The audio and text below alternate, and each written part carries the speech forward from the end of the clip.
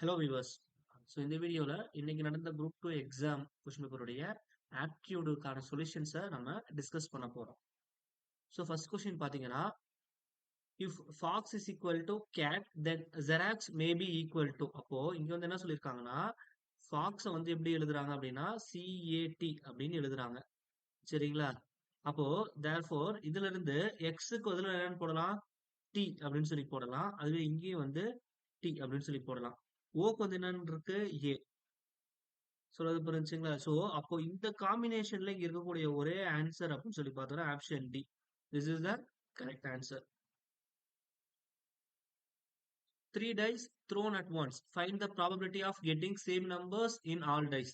அதாவது ஒரு மூன்று பகடைகள் ஒன்றாக உருட்டப்படும் பொழுது அனைத்து பகடையிலும் ஒரே எண் கிடைக்க நிகழ்தகவு. இப்போ ரெண்டு டைஸ் எடுத்துக்கிட்டோம்னா 1,1 1,2 1,3 up to dot dot dot 6,1 dot dot dot up to 6,6. இந்த மாதிரி மொத்தம் 36 வேல்யூஸ் வந்து எனக்கு கிடைக்கும். இதுவே த்ரீ டைஸா இருந்ததுன்னா இன்டூ சிக்ஸ், இப்போ மொத்தம் 216 வந்து கிடைக்கும். அதுல சேம் நம்பர் காம்பினேஷன்ஸ்னு பார்த்தோம்னா மொத்தம் 6 தான் கிடைக்கும். அப்ப தேர்ஃபோர் 6 டிவைட் பை 216. இப்போ இதை சிம்பிளிஃபை பண்ணனா எனக்கு ஆன்சர் கிடைக்கக்கூடியது 1/36. ஏ என்பவர் ஒரு வேலையை 6 நாட்களிலும் பி என்பவர் 12 நாட்களிலும் முடிப்பர் எனில் இருவரும் ஒன்றாக சேர்ந்து அந்த வேலையை எத்தனை நாட்களில் முடிப்பார்கள்? அப்போ இது வந்து எப்படி போடுறதுன்னா, ஸோ ஏயோட வேல்யூ 1/6, பியோட வேல்யூ 1/12. இது ரெண்டுத்தையும் சிம்பிளிஃபை பண்ணிடுங்க. That is the answer. அப்போ தேர்ஃபோர் என்ன கிடைக்கும்னா 2 + 1 3. ஸோ தேர்ஃபோர் 3/12 சிம்பிளிஃபை பண்ணோம்னா 4. அப்போ 4 நாள்ல அந்த வேலையை முடிப்பாங்க. ஸோ ஒரு நீச்சல் குளம் 24 மீட்டர் நீளமும் 15 மீட்டர் அகலமும் கொண்டது. குறிப்பிட்ட எண்ணிக்கையிலான ஆண்கள் அந்த குளத்தில் குதிக்கும் போது நீரின் உயரம் 1 சென்டிமீட்டர் உயர்கிறது. ஒரு ஆண் சராசரியாக வெளியேற்றும் நீரின் அளவு 0,1 மீட்டர் கியூப் எனில் அந்த நீச்சல் குளத்தில் எத்தனை ஆண்கள் உள்ளனர்? அப்போ ஒரு நீச்சல் குளம் அப்படின்னு சொல்லி வரக்குள்ள, ஸோ இட் இஸ், இது வந்து செவ்வகம், அந்த ஆஸ்பெக்ட்ல இருக்கு, கன செவ்வகம்.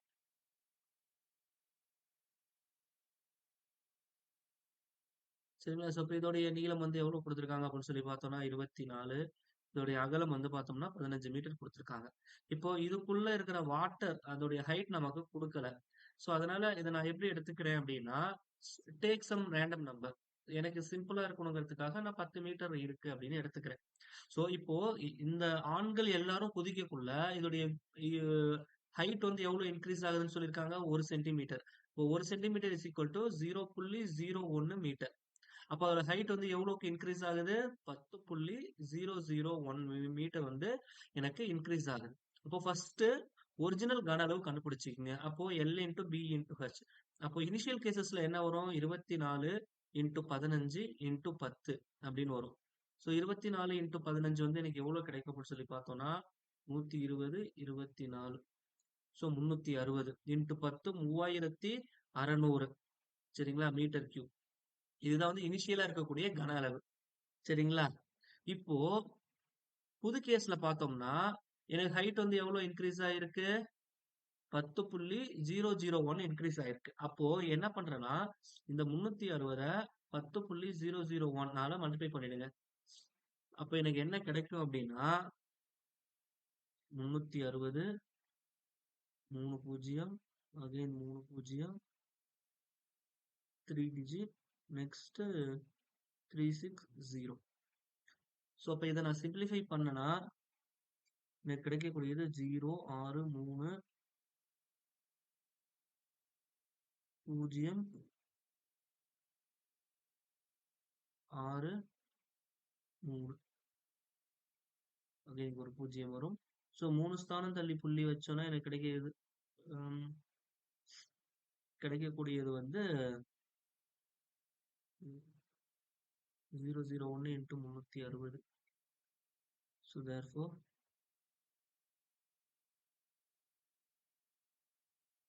6 0 0 0 6 3 0 0 0 3. 3 6 3 0 0 6 3. 3 ஸ்தானம் தள்ளி புள்ளி வச்சோம்னா 3600.36. அப்போ ஒரு ஆண் சராசரியாக வெளியேற்றும் கன அளவு வந்து 0.1. சரிங்களா? அப்போ பழசு வந்து 3600 இருந்தது. இதுல 3600.36 இருக்கு. அப்ப தேர்ஃபோர் அடிஷனலா எவ்வளவு இன்க்ரீஸ் ஆயிருக்கு? 0.36 மீட்டர் கியூப் இன்க்ரீஸ் ஆயிருக்கு. ஒரு ஆள் வந்து 0.1 வந்து இன்க்ரீஸ் பண்றாங்கன்னா, அப்ப மொத்தம் வந்து 36 பேர் வந்து உள்ள குதிச்சிருப்பாங்க. அப்ப தேர்ஃபோர் ஆப்ஷன் பி தான் வந்து கரெக்டான answer. The curved surface area of a right circular cylinder of height 7 centimeter is 66 centimeter square. Find the diameter of the cylinder. அப்போ ஒரு உருளையுடைய வலைப்பரப்பு கொடுத்துட்டாங்க. அதோட ஃபார்முலா வந்து என்னன்னா πr. சொல்றது புரியுதுங்களா? ஸோ இதோட வேல்யூ வந்து 66 அப்படிங்கறத சொல்லி கொடுத்தாச்சு. அதோட ஹைட்டு நமக்கு கொடுத்துருக்குறாங்க. சரிங்களா? அப்போ தேர்ஃபோர் இது வந்து ஒரு உருளை அப்படின்னு எடுத்துக்கோங்க. சரிங்களா? இது வந்து அதோட ரேடியஸ். ஸோ இது வந்து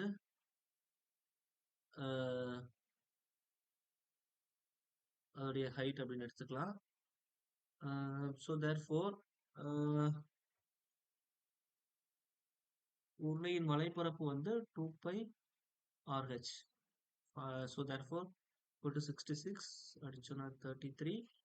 so therefore R is equal to 33 divided by pi into h. 33 divided by 22 into 7 divided by h ஓட வேல்யூ வந்து 7. So 7 cancel. ஸோ இது வந்து 3, இது வந்து 2 அடிச்சோன்னா 1.5. அப்போ இதனுடைய ஆரம் வந்து 1.5 சென்டிமீட்டர். அப்போ டயாமீட்டர்ங்கிறது இன்டூ 2. அப்போ 3 சென்டிமீட்டர். ஆப்ஷன் டி தான் கரெக்டான ஆன்சர். இருசக்கர வாகனம் ஒன்றின் விலை 2 ஆண்டுகளுக்கு முன் 80,000. முதல் ஆண்டிற்கு 4% குறைகிறது. இரண்டாம் ஆண்டு 4% அதிகரிக்கிறது எனில் அதன் தற்போதைய விலை என்ன? ஸோ இதுல பார்த்தோம்னா ஃபர்ஸ்ட் வருஷம் 80,000. சரிங்களா? இதுல வந்து 4% குறையுது. அப்போ 4 டிவைட் பை 100% வந்து குறையுது.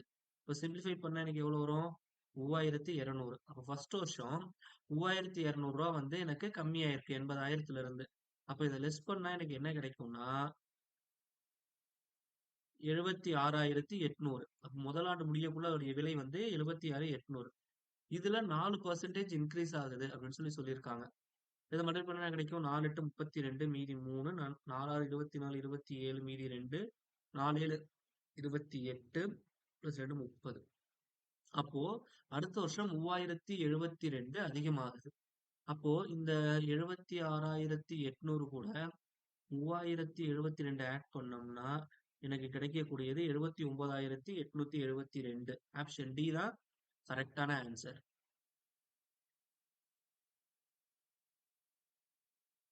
ஒரு செவ்வக வடிவ நிலத்தின் ஒரு பக்க அளவு 15 மீட்டர், அதன் மூலை விட்டம் 17 மீட்டர் எனில் நிலத்தின் பரப்பளவை காண்க.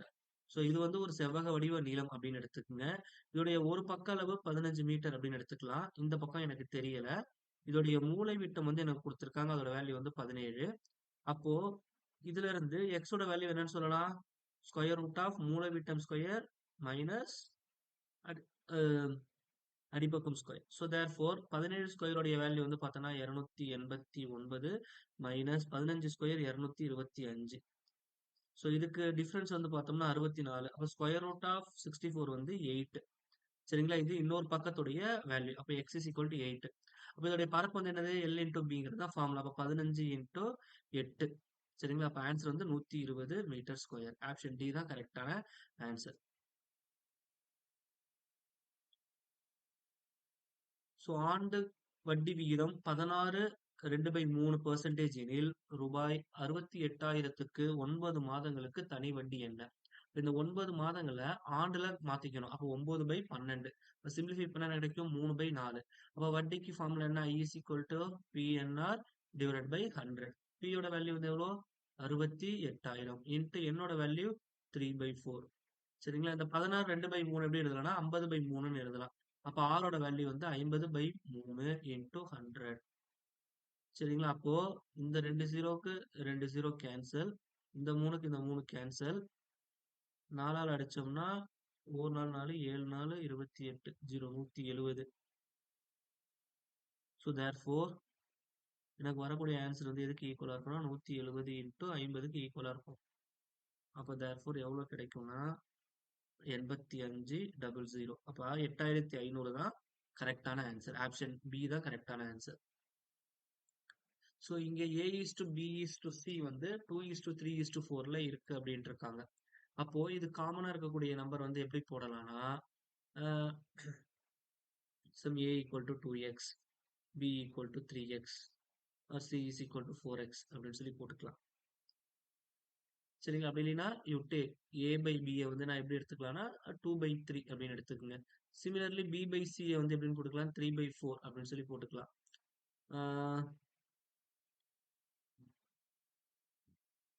C/A which is equal to 4/2.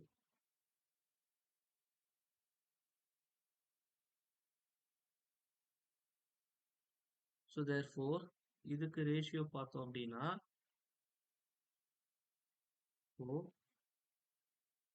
So இதை வந்து A/B is to B/C, C/A இதை வந்து எப்படி எழுதலாம்னா 2/3 is to 3/4 is to 4/2.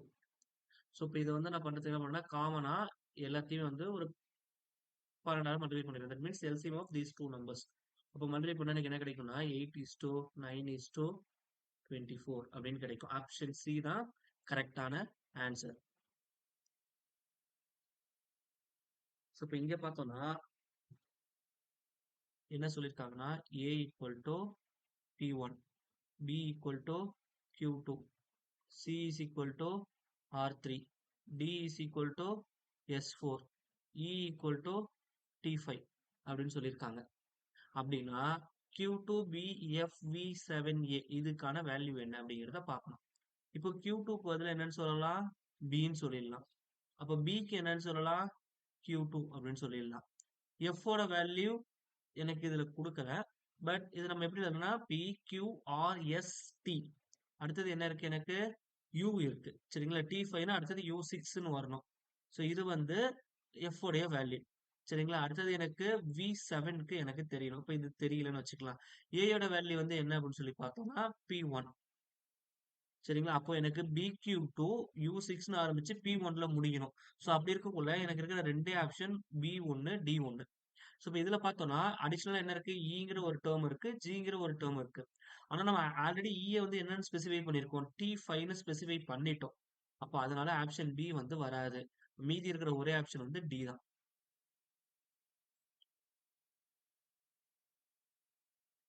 Gopi ஒரு மடிக்கணினியை 12% லாபத்திற்கு விற்றார்.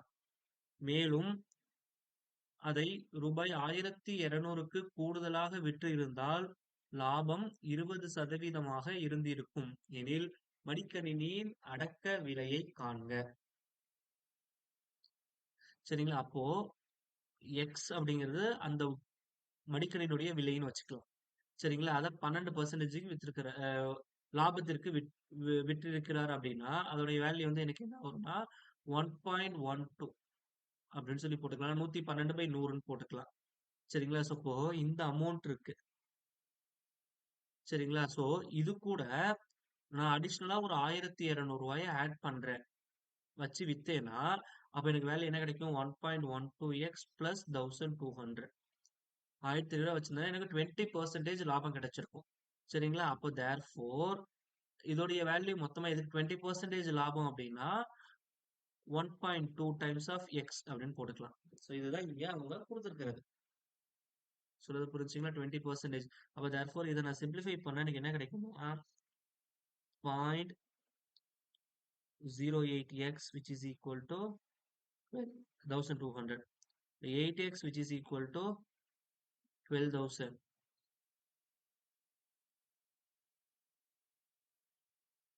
சரி 1,20,000. அப்போ 8ஆல் அடிச்சோம்னா ஒரு 8 மீதி 4 5 3 0 15,000. இப்போ ஆப்ஷன் ஏ தான் கரெக்டான ஆன்சர். ஸோ ஒரு வீட்டில் 4 அலைபேசிகள் உள்ளன. காலை 5 மணிக்கு எல்லா அலைபேசிகளும் ஒன்றாக ஒலிக்கும். பின் முதல் அலைபேசியானது ஒவ்வொரு 20 நிமிடங்களிலும், இரண்டாவது அலைபேசி ஒவ்வொரு 30 நிமிடங்களிலும், மூன்றாவது அலைபேசி ஒவ்வொரு 40 நிமிடங்களிலும், நான்காவது அலைபேசி ஒவ்வொரு 50 நிமிடங்களிலும் ஒலிக்கின்றன எனில் அவை மீண்டும் எப்போது ஒன்றாக ஒலிக்கும். அப்போ ஃபர்ஸ்ட் வந்து 20, அடுத்தது 30, 40, 50 இவ்வளோ மினிட்ஸ் கேப்ல அடிக்குது. அப்போ இதுக்கு நான் எல்சிஎம் கண்டுபிடிச்சிடுறேன். அப்போ 10ஆல் அடிச்சிட்ட மீதி கிடைக்கும் 2, 3, 4, 5. அகைன் 2ஆல டிவைட் பண்ணிட்டா 1, 3, 2, 5. இதை என்னால ஃபர்தரா சிம்பிளிஃபை பண்ண முடியாது. தெர்ஃபோர் எல்சிஎம் வந்து என்ன வரும்? 2 10, 30, 60, 600. அப்போ 600 தான் இதோடைய எல்சிஎம். சரிங்களா? அப்போ 600 மினிட்ஸ்க்கு அப்புறம் தான் அடைக்கும். We know that 60 மினிட்ஸ் வந்து equal to 1 hour. அப்போ therefore 10 மணி நேரத்துக்கு அப்புறம் தான் வந்து எனக்கு என்னவாகும்? அடிக்கும். அப்போ காலைல 5 மணினா இதுல இருந்து ஒரு 10 மணி நேரத்தை ஆட் பண்ணீங்கன்னா பிற்பகல் 3 மணி தான் கரெக்டான ஆன்சர். சரிங்களா? ஸோ இப்போ பார்த்தீங்கன்னா x cube minus 8 y cube மற்றும் x square minus k y ஸ்கொயரின் மீப்பெரு பொது வகுத்தி எக்ஸ் பிளஸ் கே ஒய் எனில் கே இன் மதிப்பு என்ன? ஸோ இப்போ இந்த ஃபர்ஸ்ட் டேர்ம் வந்து எப்படி இருக்குன்னா a cube minus b cube இந்த ஃபார்மேட்ல இருக்கு. தர்ஃபோர் எப்படி எழுதணும்னா a minus b into a square plus ab plus b ஸ்கொயர்னு எழுதலாம். ரெண்டாவது வந்து எப்படி இருக்குன்னா a square minus b square ஃபார்மேட்ல இருக்கு. இதை a minus b into a plus b அப்படின்னு எழுதலாம். இப்போ ரெண்டுத்துக்கும் காமனா இருக்கிறது ஏ மைனஸ் பி தான் வந்து காமனா இருக்கு. ஸோ அது புரியுதுங்களா? இங்க வந்து பிளஸ் கேன்னு கொடுத்துருக்காங்க. அப்போ கண்டிப்பா வர ஆன்சர்ல நெகட்டிவ் இருக்கணும். இப்போ ஆப்ஷன் பியும் தப்பு, டியும் தப்பு. சொல்றது புரிஞ்சுங்களா? சொல்லப்போனா இங்க அல்லதுன்னு வரவே கூடாது. ஏன்னா ஒரே டேர்ம் தான் காமனா இருக்கு. அப்ப இதையும் நம்ம எலிமினேட் பண்ணிட்டா ஆப்ஷன் சி தான் வந்து கரெக்டான ஆன்சர். ஸோ இதை நீங்க எழுதுனீங்கன்னா எப்படி கிடைக்கும்னா ஹியர்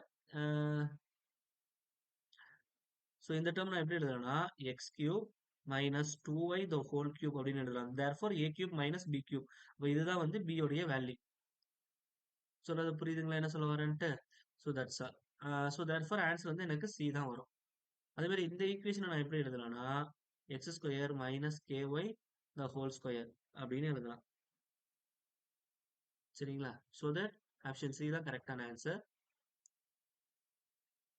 ஸோ 1, 2, 2, 3, 3, 3 முக மதிப்புகள் கொண்ட இரு பகடைகள் உருட்டப்படும் பொழுது முதல் பகடையின் முக மதிப்பை விட இரண்டாவது பகடையின் முக மதிப்பு அதிகமாக இருக்க வாய்ப்புகள் எத்தனை?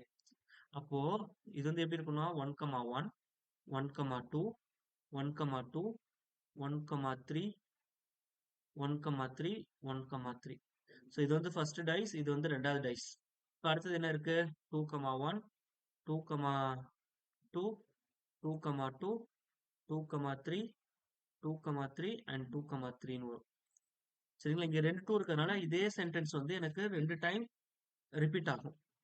அதே மாதிரி தேர்ட் சென்டென்ஸ் வரக்குள்ள ஏன்னா 3 டைம் இருக்கிறதுனால அது 3 டைம் ரிப்பீட் ஆகும்.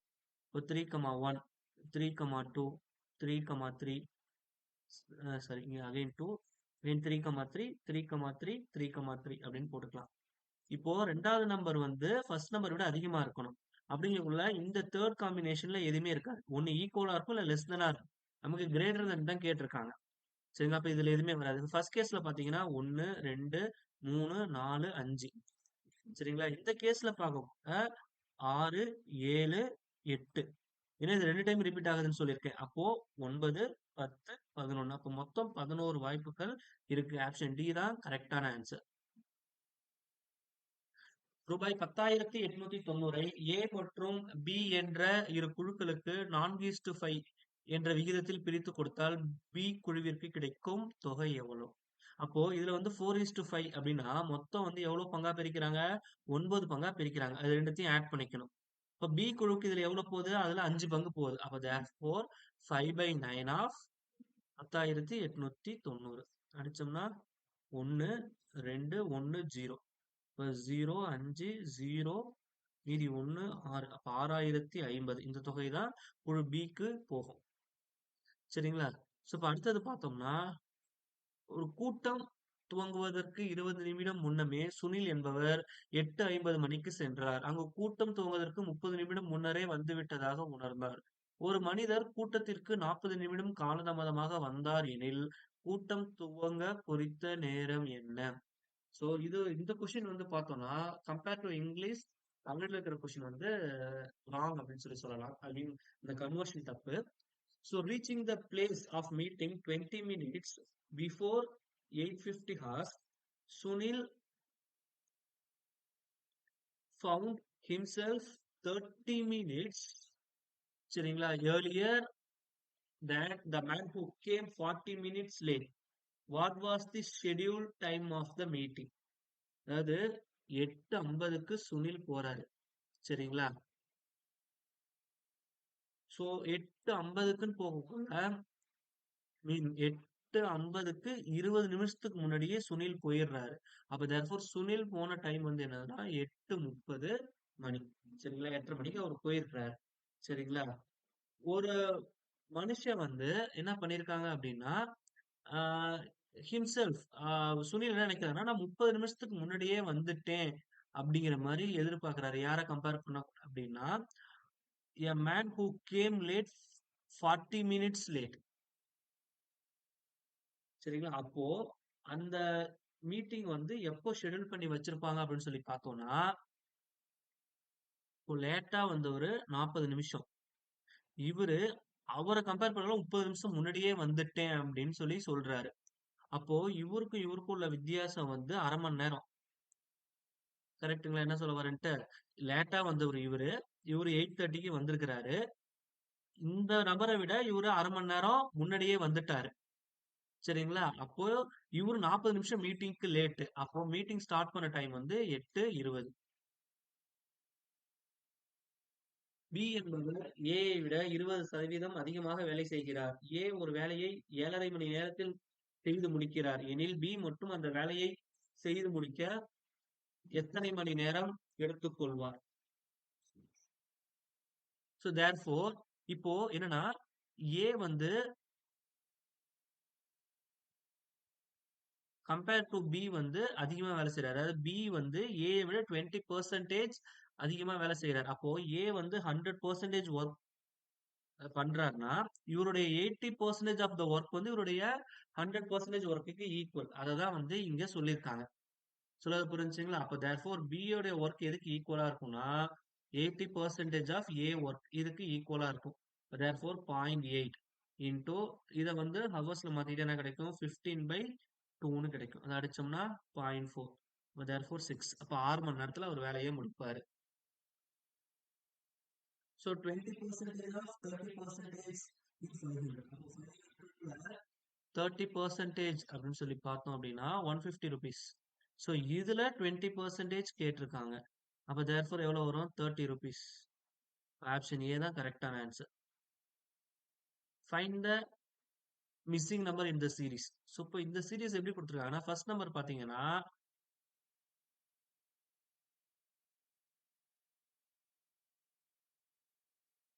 2 கியூப் மைனஸ் 2 ஸ்கொயர். இப்போ 8 minus 4 which is equal to 4. ரெண்டாவது கேஸ் பார்த்தீங்கன்னா 3 கியூப் மைனஸ் 3 ஸ்கொயர். அப்ப எனக்கு என்ன கிடைக்கும்? 27 minus 9 which is equal to 18. அப்ப அடுத்த நம்பர் என்ன வரணும்? 4 ஸ்கொயர் சாரி 4 கியூப் மைனஸ் 4 ஸ்கொயர்னு வரணும். அப்போ 64 minus 16 which is equal to 48 அப்படின்னு வரணும். அப்ப ஆப்ஷன் ஏ தான் கரெக்ட். அடுத்த நம்பரை செக் பண்ணி பார்த்துக்குங்க.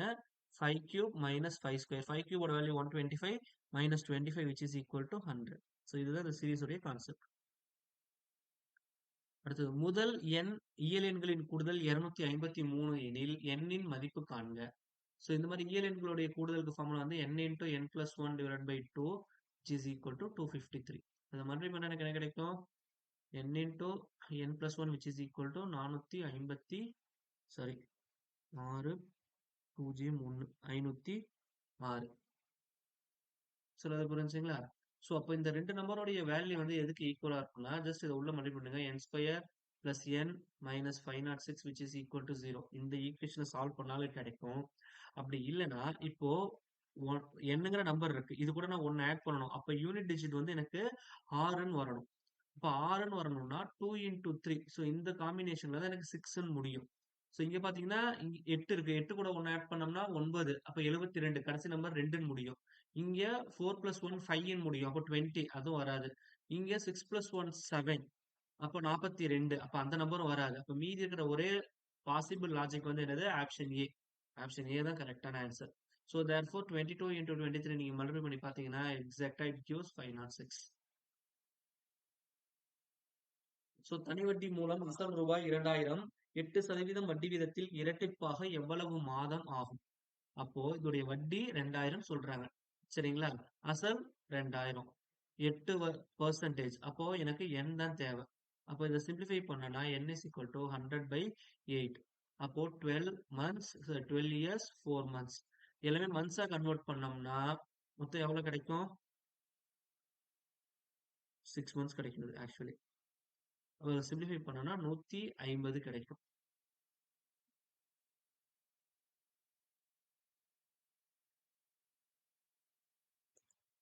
ஸோ அப்போ 100/8 அடிச்சோம்னா எக்ஸாக்டா சொல்லணும்னா 12.5 வரணும். அப்போ 12.5 வருஷம். சரிங்களா? ஒரு வருஷத்துக்கு 12 மாசம் அப்படின்னா 12.5 வருஷத்துக்கு 150 மாசம். சரிங்களா? So LCM of 3, 2.7 and 0.09.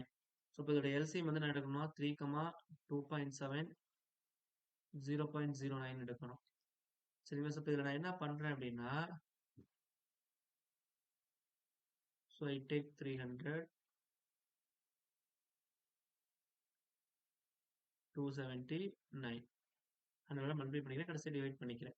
இப்போ therefore எனக்கு என்ன கிடைக்கும்? 9 அடிச்சோம்னா 300, 31, அகைன் 30 எல்லாம் பண்ணோம்னா 10, 1 அப்படின்னு கிடைக்கும்.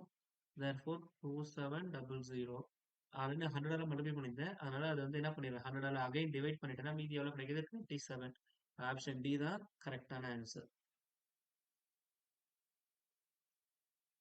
So which one of the following lies between square root of 7, cube root of 7 and fourth root of 5? So இப்போ இங்கே பார்த்தோம்னா இதோடைய வேல்யூ வந்து 1.414, இதோட வேல்யூ வந்து 2, இதோட வேல்யூ வந்து it is greater then sum 2 point something, இதோட வேல்யூ வந்து 1.732 அப்படின்னு எடுத்துக்கலாம். சரிங்களா? ஸோ இப்போ இங்கே பார்த்தோம்னா நம்ம வந்து ஃபோர்த் ரூட் எடுக்க போறோம். ஸ்கொயர் ரூட் எடுத்தா நமக்கு சம் 2 பாயிண்ட் சம்திங் வரும். இதுக்கும் நான் ஸ்கொயர் எடுத்தேன்னா கண்டிப்பா இந்த வேல்யூ லெஸ் தென் 2 தான் வரணும். சரிங்களா? அப்போ therefore ஆப்ஷன் சியும் கிடையாது, ஆப்ஷன் டியும் கிடையாது. சொல்றது புரியுதுங்களா? இப்போ 7க்கு நான் கியூப் ரூட் வந்து எடுக்கணும். ஸோ 7க்கு நான் ஸ்கொயர் ரூட் எடுத்தாலே எனக்கு அரௌண்ட் 2 பாயிண்ட் சம்திங் வந்து வரும். ஸோ இப்போ அப்ராக்சிமேட்டா அதோட வேல்யூ வந்து எப்படி இருக்கும்னு சொல்லி பார்த்தோம்னா ஒரு 1.5 அந்த ரேஞ்சுக்குள்ள, 1.9 அந்த ரேஞ்சுக்குள்ள இருக்கும். இப்போ இது ரெண்டுத்தையும் கம்பேர் பண்ணக்குள்ள எனக்கு பாசிபிள் சொல்யூஷன் பார்த்தோம்னா பி மட்டும் தான் வரும். சரிங்களா? ஸோ அடுத்தது கேட் ஈக்குவல் டு ஏபிசின்னு எழுதிக்கலாம். டாக் ஈக்குவல் டு டிஇஎஃப் அப்படின்னு எழுதணும்னா டேன் பை காட்டோட வேல்யூ என்னன்னு பார்க்கணும். இப்போ இங்க டி இருக்கிற இடத்துல என்ன இருக்கு? சி இருக்கு. ஏ இருக்கிற இடத்துல என்ன இருக்கு? பி இருக்கு. என்னக்கு எனக்கு தெரியல. சிக்கு இருக்கிற இடத்துல அகைன் டி இருக்கு. ஓ இருக்கிற இடத்துல இ இருக்கு. டி இருக்கிற இடத்துல வந்து சி இருக்கு. சாரி சாரி, சி இருக்கிற இடத்துல ஏ இருக்கு. ஓகே, அப்போ ஏஇசி. இப்போ ஏஇசிங்குள்ள ஆப்ஷன் பியும் தப்பு, ஆப்ஷன் சியும் தப்பு. மீதி என்ன இருக்குன்னா டேன் தான் இருக்கு. சரிங்களா? அகைன் இங்க வந்து பார்த்தோம்னா ஏயோட வேல்யூ வந்து which is equal to B from the statement. அப்போ ஆப்ஷன் ஏ வந்து எனக்கு தப்பா இருக்கும். கரெக்டான ஆன்சர் ஆப்ஷன் டி மட்டும்தான். ஸோ இப்போ இங்கே பார்த்தோம்னா இ அண்ட் ஜிபி ஒரு சீரீஸ் கொடுத்துருக்காங்க. இப்போ இதுல வந்து என்ன வரும்னு கேட்டிருக்காங்க. ஃபர்ஸ்ட் இங்க ஜி இருக்கு, அதுல இருந்து ஒன்னு விட்டு டி கேட்டிருக்காங்க, கடைசியா ஆர் போட்டிருக்காங்க. இப்போ அடுத்த ஸ்டேட்மெண்ட் வாங்க. பி அடுத்த நம்பர் போயிருக்காங்க, இதுக்கு அடுத்தது எம் போயிருக்காங்க, அகைன் இங்க பின்னாடி பி வந்திருக்காங்க. நெக்ஸ்ட் பாத்தீங்கன்னா டி ஒவ்வொரு நம்பரா மூவ் ஆகுது. அடுத்தது என்ன இருக்கு? எனக்கு 4 இருக்கு. அப்ப therefore இங்க என்ன கிடைக்கும்? எனக்கு 5ங்கிறது கிடைக்கும். அப்ப அடுத்த ஸ்டேஜ்ல எனக்கு என்ன வரணும்? எம். இதுல இருந்து ஒன்னு விட்டு வந்தோம்னா என், கடைசில இருந்து வரும் கியூ. அப்ப எம் அண்ட் கியூ தான் ஆன்சரா இருக்கும். ஆப்ஷன் ஏ தான் கரெக்டான ஆன்சர். தேங்க்யூ.